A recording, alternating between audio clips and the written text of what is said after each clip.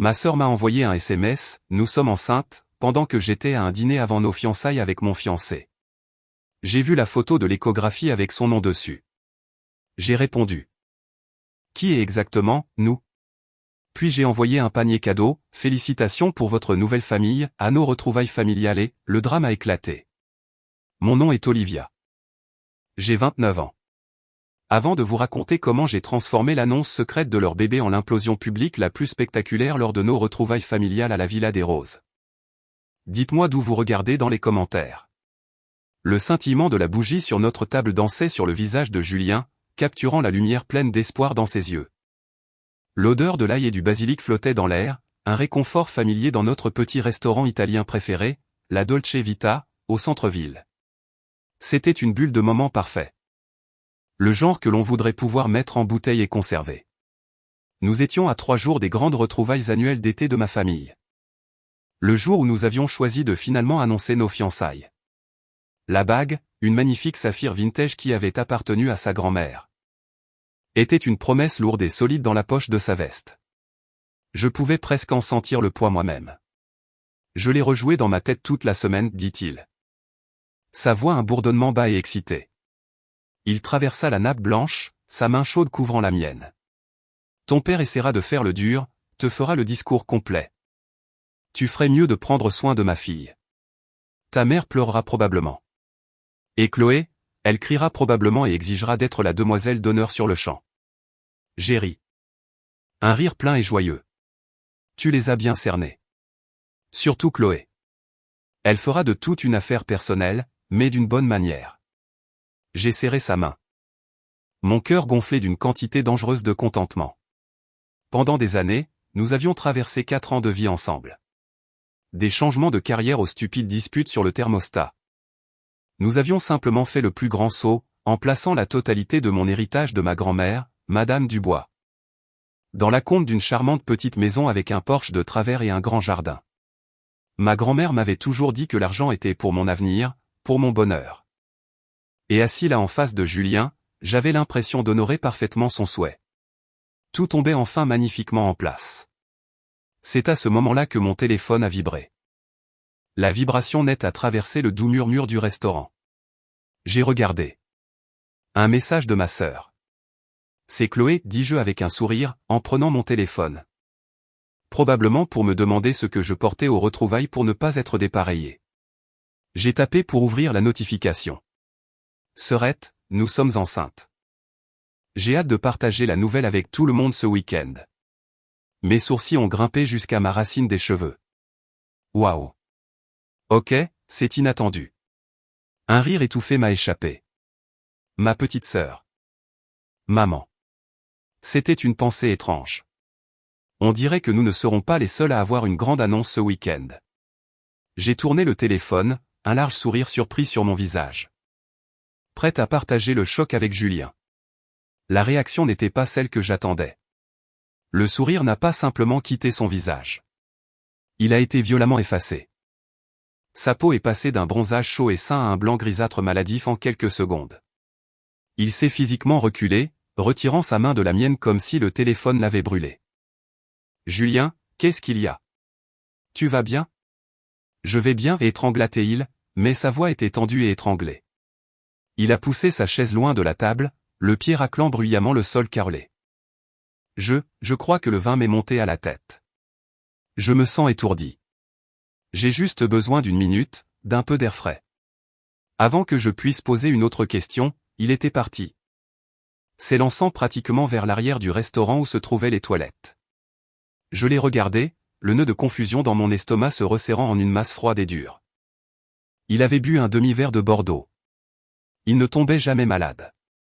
Mon regard est retombé sur mon téléphone, un sentiment de malaise commençant à me monter dans la colonne vertébrale. Alors que je regardais, une nouvelle bulle de messages est apparue. Un autre texto de Rebecca. Cette fois, c'était une image. Mon pouce tremblait en l'ouvrant. L'image s'est chargée. Une échographie granuleuse en noir et blanc. Une petite forme pulsatile au centre. Une fragile lueur d'une nouvelle vie. Pendant une fraction de seconde, mon cœur a fondu. Ma sœur, un bébé. J'allais être une tante. J'ai souri, un vrai sourire, et j'ai commencé à zoomer, voulant voir chaque détail de ma future nièce ou neveu. Et c'est là que je l'ai vue. Dans le coin supérieur droit de l'image, écrit en écriture penchée familière de Rebecca, il y avait 2 mots. 2 mots qui ont fait basculer le monde sur son axe et tout l'air s'est échappé de mes poumons. Bébé Dubois. Dubois. Le nom résonnait dans le silence soudain et rugissant de mon esprit. Le nom de famille de Dubois. C'était comme un coup physique. Non, ça devait être une erreur. Une coïncidence. Mon esprit, désespéré et pétaradant, a essayé de construire un pont par-dessus le gouffre impossible qui venait de s'ouvrir devant moi. Peut-être que le petit ami intermittent de Rebecca, Marc, avait un nom de famille secret. Non. J'avais rencontré ses parents. Ils étaient les Petersen. Peut-être que c'était une blague. Une blague horriblement pas drôle et cruelle. Mes yeux se sont fixés sur la date imprimée sur l'échographie. 12 semaines de grossesse. 3 mois. Un diaporama mental a commencé à se jouer dans ma tête, rapide et brutal. Il y a 3 mois. Le week-end où Julien avait passé à aider Rebecca à déménager dans son nouvel appartement de l'autre côté de la ville.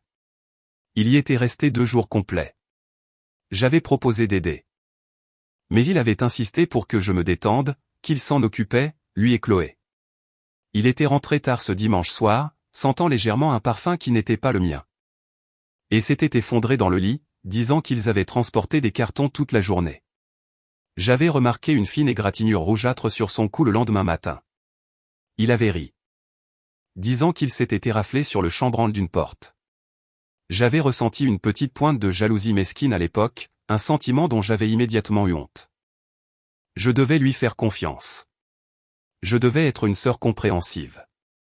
Le diaporama continuait. Les appels téléphoniques tardifs qu'il commençait à prendre sur le balcon, sa voix un murmure bas. Juste Chloé qui fait une autre crise à propos du travail, disait-il, levant les yeux au ciel. Les déjeuners fréquents qu'il avait avec elle, lui donnant des conseils de carrière. La façon dont elle avait commencé à le regarder lors des réunions de famille avec une lueur possessive dans les yeux, que j'avais mal interprétée comme de l'affection fraternelle. La confiance qu'on avait si soigneusement construite, le fondement de mon monde entier, ne s'est pas seulement fissuré. Elle a détonné. C'était une trahison si complète, si insidieuse, qu'elle avait l'impression d'avoir réécrit les 4 dernières années de ma vie en un mensonge. Je me suis souvenu d'une dispute que j'avais eue avec ma mère il y a des années. Rebecca avait emprunté ma voiture pour une soirée et l'avait rendue avec une énorme bosse sur le pare-choc et un réservoir vide. Elle avait juré qu'un chariot de course lui avait roulé dessus. J'étais furieuse, pas seulement à cause des dégâts, mais à cause du mensonge flagrant. Quand j'avais confronté Rebecca, elle avait éclaté en larmes, et ma mère était intervenue pour arbitrer. Elle m'a prise à part, sa voix empreinte de ce ton familier et las de déception. Olivia, bon sang, ce n'est qu'une voiture. Ta sœur est sensible. Pourquoi tu fais toujours une telle affaire de tout? Ne peux-tu pas simplement être la personne raisonnable et laisser tomber pour une maison tranquille? Une maison tranquille. L'objectif ultime de ma mère. Et j'étais toujours la médiatrice désignée. C'était moi qui devais ravaler mes sentiments, ma colère, ma douleur pour maintenir l'illusion d'une famille heureuse et fonctionnelle. J'avais été la personne raisonnable toute ma vie. J'avais laissé tomber des choses et c'était ma récompense, être le terrain stable sur lequel il pouvait se tenir. Pendant qu'il me plantait un couteau dans le dos, mes mains tremblaient. Mais un étrange calme glacial commençait à s'installer en moi. J'ai ramassé mon téléphone. Je suis revenu à la conversation par SMS avec Rebecca. J'ai tapé une simple phrase. Qui est exactement, nous sommes enceintes? J'ai appuyé sur envoyer. Le reçu de livraison a immédiatement changé pour indiquer « silence ». Pas de réponse. Bien sûr. Que pouvait-elle dire? Quelques minutes plus tard, j'ai vu Julien revenir à la table. Il s'était ressaisi. Il s'était aspergé d'eau sur le visage et avait mis un faible sourire apologétique. Il avait l'air d'un petit garçon pris la main dans le sac. « Salut » dit-il en se glissant à nouveau sur son siège. « Désolé pour ça. Je me sens beaucoup mieux maintenant. » Je n'ai rien dit. J'ai simplement posé mon téléphone sur la table entre nous, l'écran brillant de l'image de l'échographie. Ses yeux ont glissé vers elle. Le calme soigneusement construit sur son visage s'est brisé. Il a ouvert la bouche, puis l'a refermée. Il ressemblait à un poisson à l'agonie. « As-tu quelque chose à me dire, Julien ?» Ma voix était d'un calme troublant, dénué de toute émotion. Ça m'a même fait peur. Il a commencé à bredouiller. Une cascade pathétique et trébuchante de dénégation. Livre. Attends, ce n'est pas ce qu'il semble. Laisse-moi expliquer. Il y a une explication parfaitement logique à cela. Mais ses yeux balayaient la pièce, regardant partout sauf moi. C'était un menteur vraiment terrible. Je suis restée là, silencieuse. Le laissant se pendre avec ses propres mots. Finalement, la dénégation s'est essoufflée et son visage s'est effondré. Le spectacle était terminé. « Je suis tellement désolé, Liv, murmura-t-il. De véritables larmes lui montant aux yeux. Il a tendu la main vers moi, mais je l'ai retirée. Je suis tellement désolé. Ça ne signifiait rien. Je le jure. C'était juste physique. C'était une erreur. Une série d'énormes, stupides erreurs. Mais c'est toi que j'aime. C'est avec toi que je veux passer ma vie. S'il te plaît, tu dois me croire. Je l'ai regardé. Mon cœur étant un poids froid et mort dans ma poitrine. L'homme que j'aimais, l'homme que j'allais épouser, pleurait à cause de son aventure avec ma sœur, une aventure qui avait abouti à un enfant. Et puis, comme si la situation n'était pas déjà un cauchemar surréaliste, il a prononcé les mots qui ont à jamais incinéré la moindre trace d'amour ou de pitié que j'aurais pu avoir pour lui. Il s'est penché en avant, sa voix baissant à un murmure complice et suppliant. Nous pouvons surmonter cela. Je sais que nous le pouvons. Regarde, je sais que c'est une complication. Mais mon amour pour toi, c'est la vraie chose. Je prendrai mes responsabilités, bien sûr. Je pourvoirai au bébé. Je soutiendrai Chloé financièrement, mais notre avenir, Liv. Il n'a pas à changer. Nous pouvons toujours nous marier. Nous pouvons toujours avoir notre maison. Nous pouvons faire en sorte que cela fonctionne. La pure et incroyablement arrogante audace de cela m'a laissé sans voix. Il n'admettait pas seulement sa culpabilité. Il me présentait une proposition commerciale. Un plan pour sa vie où il pouvait garder son avenir confortable et stable avec moi tout en gérant sa famille secondaire avec ma sœur. Il croyait sincèrement, au plus profond de son cœur, que j'accepterais cela, que mon amour pour lui était si pathétique, si dévorant que j'accepterais le rôle de l'épouse patiente, accueillant le bébé de ma sœur, le bébé de mon fiancé, dans nos vies. Je n'ai pas crié. Je n'ai pas jeté mon vin à son visage, aussi désireux que chaque cellule de mon corps l'était. Je me suis simplement levé. Les pieds de ma chaise ont crissé contre le carrelage. Un son aussi cru que mes propres nerfs. Je l'ai regardé, son visage pleurant et suppliant, et je n'ai rien ressenti. Juste un vaste vide glacial là où mon amour était auparavant. Je pense que vous avez dit assez, j'ai tourné les talons et je suis sorti du restaurant. Je n'ai pas regardé en arrière. Je l'ai laissé assis là avec l'addition. Les pâtes à moitié mangées et les ruines fumantes de la vie qu'il venait de mettre à feu. Au moment où je suis monté dans ma voiture, j'ai cherché mon téléphone. J'ai ouvert son contact et j'ai appuyé sur bloquer. Puis j'ai ouvert celui de Rebecca et j'ai fait de même. Le trajet de retour était un flou de feux de circulation et de lampadaires qui se fondaient à travers ma vision remplie de larmes. Je suis tombé dans notre appartement. Non, mon appartement. Je me suis corrigé férocement et le silence était une chose physique qui pesait sur moi de toutes parts. C'est là que le barrage soigneusement construit de mon sang-froid a finalement cédé. J'ai glissé le long du bois frais de la porte d'entrée, j'ai serré mes genoux contre ma poitrine, et j'ai laissé échapper un sanglot qui semblait arracher des profondeurs de mon âme. J'ai pleuré pour les 4 années que j'avais investies, pour l'avenir que j'avais si méticuleusement planifié, pour la sœur que j'avais aimée et protégée. Pour l'idiote totale et crédule que j'avais été. C'était un chagrin cru, laid, déchirant. Je me suis donné exactement 5 minutes pour ressentir cela. Je l'ai laissé m'envahir. Une vague de douleur et d'humiliation. Puis les 5 minutes sont écoulées. Je me suis levé. Je suis allé dans la salle de bain et je me suis aspergé le visage d'eau glacée. En regardant mon propre reflet dans le miroir. Mes yeux étaient rouges et gonflés, mais derrière la douleur, quelque chose de nouveau se durcissait. Une lueur d'acier. Les pleurs étaient terminés.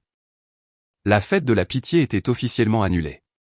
La voix de ma mère résonnait dans ma tête, ce refrain constant de mon enfance. Sois la personne raisonnable. Un lent et froid sourire a effleuré mes lèvres. Oh, j'allais être la personne raisonnable. J'allais être tellement grande, si gracieuse, si magnanime, qu'ils ne sauraient pas ce qui les a frappés. Le lendemain matin, j'ai été réveillé par le ping d'une notification de mail, une alerte de carte de crédit pour un relevé de solde élevé. J'ai froncé les sourcils. Je n'avais pas utilisé cette carte depuis des semaines. C'était celle que nous réservions pour les dépenses ménagères communes. Je me suis connecté à mon compte. Mon cœur commençant à battre avec un nouveau genre de malaise. J'ai ouvert le dernier relevé, et j'ai senti la rage, pure et indilue, consumer les derniers vestiges de mon chagrin. Frais après frais. Plus de 3 500 € au cours des 3 derniers mois. Il y avait une charge de quartier pour un pendentif en diamant. Un pendentif que j'avais vu autour du cou de Rebecca sur une publication Instagram la semaine dernière. Il y avait de multiples charges d'une boutique pour bébé ridiculement chère à Saint-Germain-des-Prés, une poussette high-tech, un berceau qui coûtait probablement plus cher que ma première voiture. Des sacs à couches de designer. Julien m'avait dit que c'était des dépenses professionnelles, des cadeaux clients nécessaires pour la grosse promotion qu'il visait. Un autre mensonge. Un mensonge qu'il avait financé avec mon argent. Il n'avait pas seulement trahi mon cœur. Il m'avait volé pour meubler la vie qu'il construisait avec ma sœur. C'était ça. C'était la dernière pièce clarifiante du puzzle. Ce n'était pas une erreur tragique. C'était une tromperie calculée et à long terme.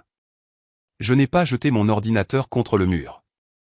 Je n'ai pas appelé sa mère et crié. Je me suis assise à ma table de cuisine, le soleil du matin entrant, et j'ai commencé à planifier. Les retrouvailles familiales étaient dans 2 jours. C'était censé être ma fête de fiançailles. Et d'une certaine manière, ça le serait toujours. Ce serait une célébration de ma nouvelle liberté. Une fête de divorce pour un mariage qui n'a jamais eu lieu. Mes doigts, qui tremblaient quelques heures auparavant, étaient maintenant fermes alors qu'ils volaient sur le clavier. Je ne cherchais pas d'avocat spécialisé dans le divorce. Pas encore. Cela pouvait attendre. D'abord, je cherchais une livraison de paniers cadeaux de luxe le jour même à Paris. Mon esprit était clair, mon objectif aiguisé. Il ne s'agissait pas seulement de vengeance. La vengeance était désordonnée et émotionnelle. Il s'agissait d'une sortie stratégique. Il s'agissait de rompre les liens si proprement et publiquement qu'il n'y aurait aucune ambiguïté, aucun moyen pour eux de manipuler le récit, aucune possibilité de réconciliation silencieuse. Premièrement, la maison, le fondement de l'avenir qu'il m'avait volé. J'ai trouvé le numéro de notre agent immobilier, Monsieur Bernard, et je l'ai appelé. J'ai expliqué la situation calmement et succinctement. Les fiançailles sont annulées en raison de différences irréconciliables. L'acompte pour la propriété provenait entièrement d'un héritage personnel et mon nom est le principal sur tous les documents initiaux. J'ai besoin de connaître la procédure pour me retirer de la vente immédiatement. Il était professionnel, si un peu choqué, et a promis de m'envoyer les documents nécessaires par email. Coche. Ensuite, ma carrière. J'ai ouvert mon email et j'ai trouvé le message du recruteur de Lyon. Il s'agissait d'un poste de directeur marketing senior. Une promotion significative avec un salaire à la clé. Un emploi de rêve que j'avais rejeté parce que toute la vie de Julien, sa famille, sa carrière était enracinée à Paris. J'ai écrit un court message professionnel. Merci de votre patience. Mes circonstances personnelles ont récemment et de manière inattendue changé. Et je suis maintenant en mesure d'envisager sérieusement une relocalisation. Je serais très intéressé à discuter de cette opportunité plus en détail dès que possible. Coche. Puis le mouvement le plus délicat. J'ai composé le numéro de mon parrain, oncle Jean. C'était un homme gentil qui me connaissait depuis ma naissance, mais c'était aussi un PDG impitoyable. Et il était le patron de Julien. J'ai gardé mon ton léger, presque décontracté. Salut, oncle Jean. J'espère que tu vas bien. Je t'appelle juste pour que tu l'apprennes de moi en premier que Julien et moi n'allons pas de l'avant avec nos fiançailles. Je suis en train de faire des changements de vie assez importants et je voulais juste m'assurer que les répercussions personnelles n'affectent pas négativement l'équipe ou les projets importants qu'il gère. Je n'avais pas besoin d'en dire plus. Je connaissais oncle Jean. Il avait une politique de tolérance zéro pour tout ce qui pouvait apporter un scandale ou une instabilité à son entreprise. Je venais de lui donner un drapeau rouge professionnellement et sans émotion. Julien était devenu un passif. Coche. Enfin, la pièce maîtresse, le cheval de Troie, le panier cadeau. J'ai passé une heure entière au téléphone avec un concierge d'une entreprise de cadeaux haut de gamme à le composer avec un soin méticuleux. Une bouteille de Dom Pérignon pour la célébration. 2 lourdes flûtes à champagne en cristal. Une couverture de bébé en cachemire crème ridiculement douce. Une paire de minuscules chaussons de designer impraticables. Un lourd cadre photo argenté orné, parfait pour une photo d'échographie. Et la carte. J'ai demandé au concierge de transcrire mon message en calligraphie élégante.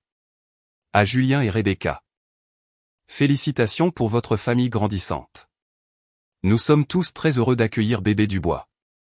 Avec tout notre amour de la femme qui était censée être votre épouse et tante. J'ai programmé la livraison pour samedi à 13 heures précises, juste au moment où le barbecue des retrouvailles familiales à la Villa des Roses serait en plein essor.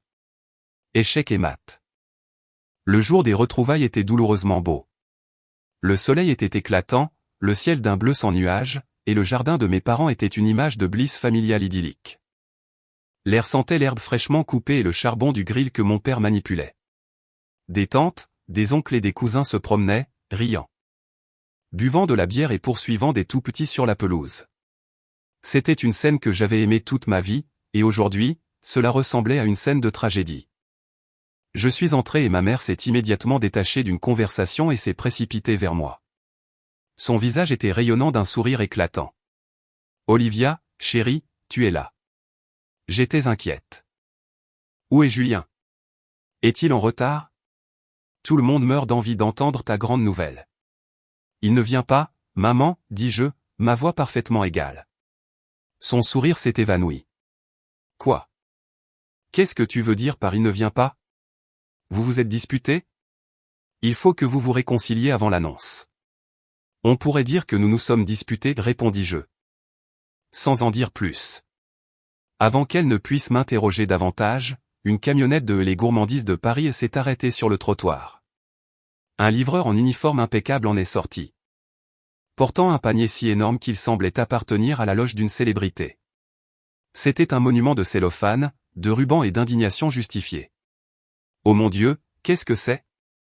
gazouilla ma mère, son attention immédiatement détournée. Elle aimait les grands gestes. « Quelqu'un a dû vous envoyer un cadeau de fiançailles en avance. Comme c'est gentil. » Elle s'est précipitée. Prenant le panier de l'homme avec une floriture. « Oh, regarde. L'étiquette dit que c'est pour toute la famille, annonça-t-elle, sa voix portant dans la cour. Elle l'a placé triomphalement sur la table de pique-nique principale, et comme prévu, une foule curieuse de parents a commencé à se rassembler autour. « Eh bien, voyons de qui il s'agit, dit-elle. Ses doigts tâtonnant l'élégante enveloppe glissée dans les rubans. À ce moment précis, comme si c'était orchestré, je les ai vus. Julien et Rebecca. Ils traversaient la porte latérale main dans la main. Leur visage arborait un masque soigneusement répété de culpabilité et de résolution. Ils avaient clairement prévu que cela arrive en même temps pour annoncer la nouvelle en tant que front uni afin de contrôler le récit. Ils se sont arrêtés net en voyant la scène qui se déroulait à la table de pique-nique. Ma mère a retiré la carte épaisse en cachemire de l'enveloppe. Elle s'est raclée la gorge, prête à jouer son rôle. Voyons, commença-t-elle à lire à voix haute pour que tout le monde entende. À Julien et Rebecca, félicitations pour votre famille grandissante. Sa voix s'est éteinte. Le sourire joyeux sur son visage s'est figé, puis a fondu, remplacé par une expression de confusion totale. Elle a plissé les yeux sur la carte, lisant le reste en silence. Ses yeux se sont écarquillés. Sa bouche s'est ouverte. Un petit halètement étranglé lui a échappé. Le silence qui a suivi était assourdissant. Il s'est propagé de la table comme une onde de choc. Faisant taire le bavardage, les rires, la musique des haut-parleurs. Chaque tête dans cette arrière-cour s'est tournée de la carte vers le visage horrifié de ma mère. Et puis, comme un seul homme. Vers Julien et Rebecca, qui se tenaient figés près de la porte comme deux cerfs terrifiés surpris par les phares. Ma tante Geneviève, jamais du genre à éviter le drame, fut la première à briser le sort. Rebecca, demanda-t-elle, sa voix piquante. Qu'est-ce que cela signifie, bébé? Et puis le barrage a cédé. Le chaos fut instantané. Une volée de questions leur fut adressée de toutes parts. Qu'est-ce qui se passe? C'est une blague morbide? Julien, qu'as-tu fait? Ils se noyaient. Ils ont bégayé, offrant des excuses pathétiques et décousues. C'est arrivé comme ça, marmonna Julien, fixant ses pieds. Nous n'avons jamais voulu blesser personne. Nous allions vous le dire. Rebecca, fidèle à elle-même, a immédiatement éclaté en larmes, se présentant comme l'héroïne tragique. Elle m'a regardé droit dans les yeux, ses yeux nageant dans un mélange grotesque de larmes et de défi.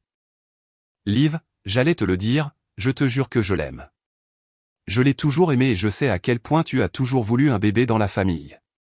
Tu peux être la tante la plus incroyable.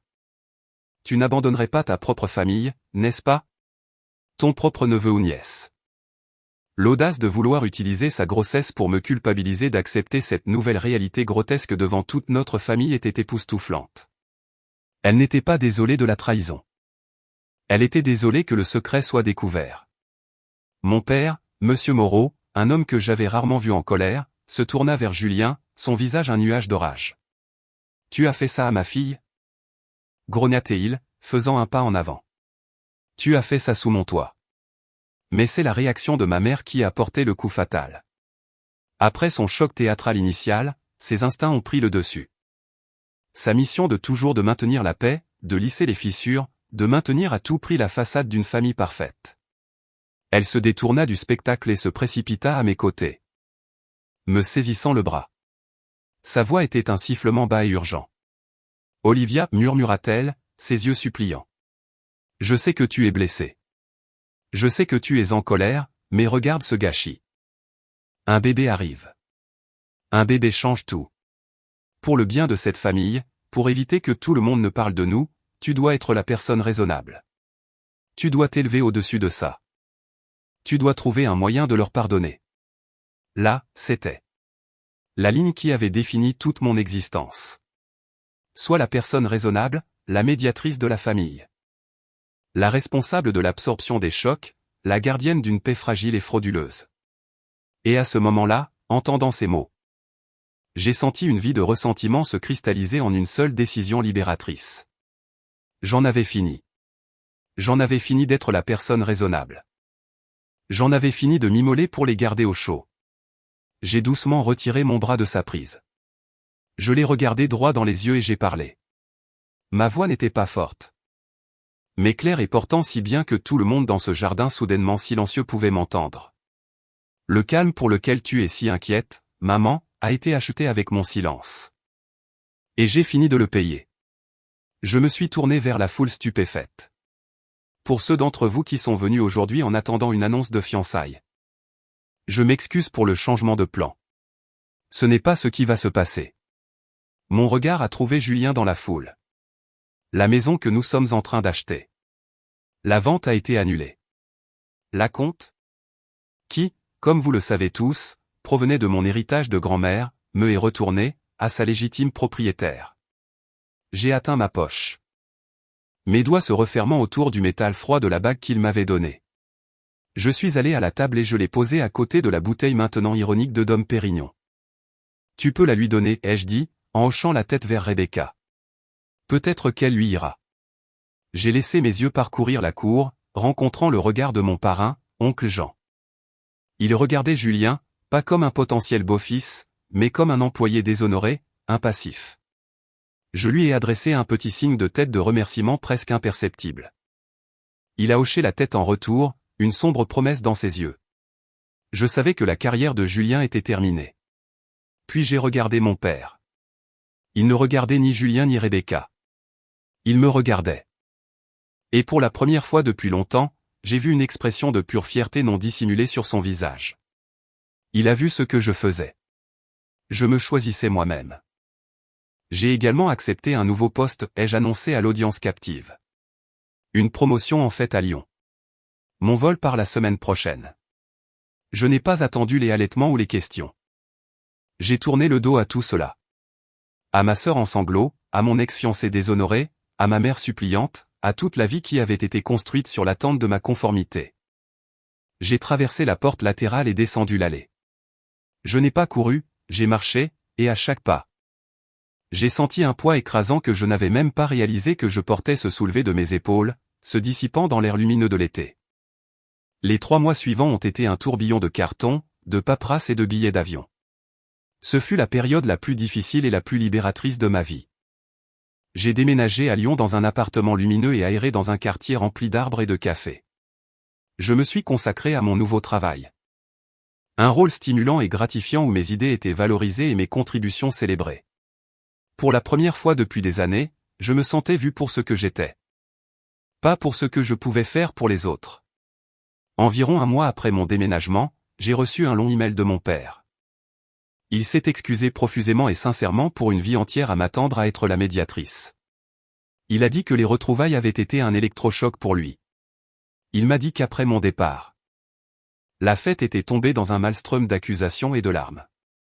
Il a dit que mon parrain l'avait appelé le lundi suivant pour lui faire savoir que, face à une enquête officielle des ressources humaines sur sa conduite non professionnelle, Julien avait choisi de démissionner. Mon père m'a également informé qu'il avait assis Rebecca et lui avait dit que, bien qu'il l'aimerait toujours, le soutien financier était terminé.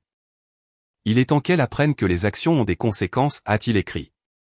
Je l'ai lu et j'ai ressenti un sentiment calme et sombre de justice. Pas de joie, pas de triomphe. Juste le triste et nécessaire équilibre des balances. J'ai commencé à suivre un cours de poterie le samedi matin. Il y avait quelque chose de profondément thérapeutique. Prendre une masse d'argile informe et désordonnée et la façonner patiemment et délibérément en quelque chose de nouveau, quelque chose d'utile, quelque chose de beau. Je reconstruisais ma vie avec mes propres mains. J'ai même engagé un avocat, Maître Dubois.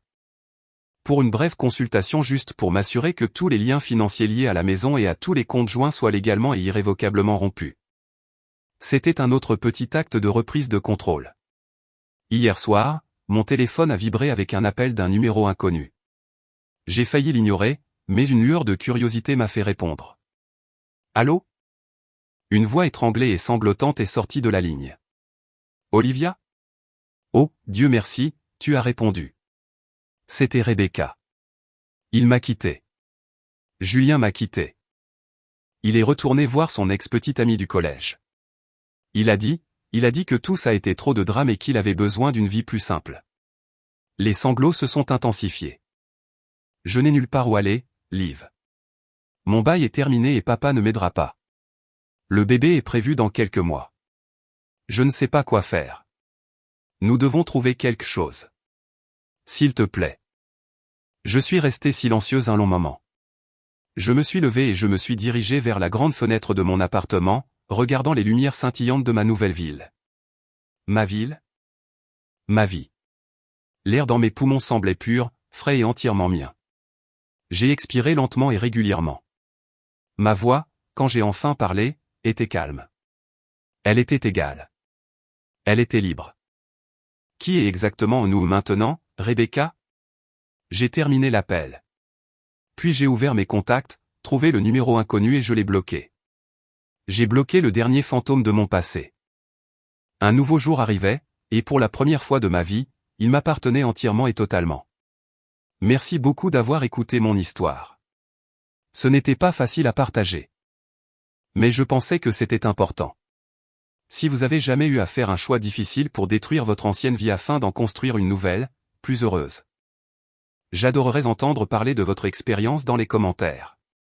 Et si vous souhaitez entendre d'autres histoires comme celle-ci, n'oubliez pas de liker cette vidéo et de vous abonner à la chaîne.